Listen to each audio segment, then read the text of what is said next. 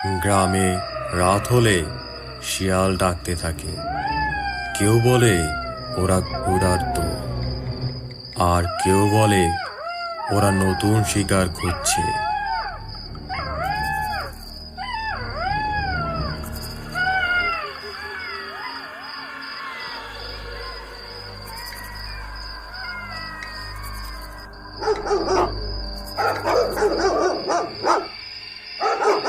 এই গ্রামে একটা সময় কুকুরের ডাক শোনা যেত প্রতি রাতে,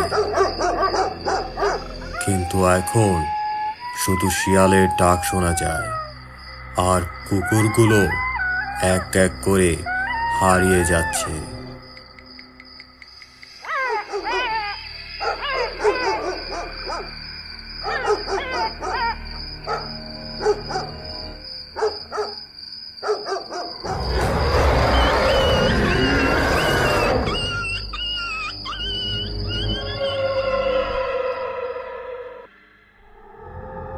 গ্রামের সবাই লক্ষ্য করলো যে কুকুরগুলো প্রতি রাতে শিয়ালের ডাক শুনে ঘেউ ঘেউ করত।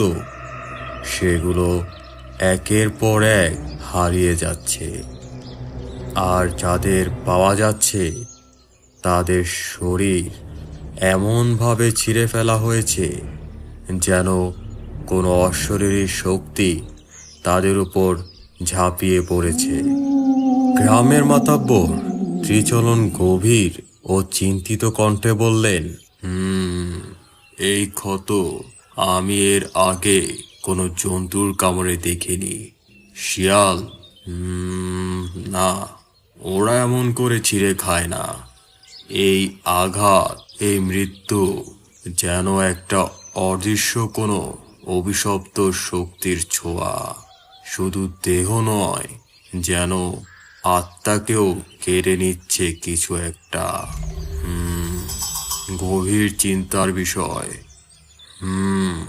আমাদের গ্রামের ওঝাকে এই সব কিছুই জানানো দরকার।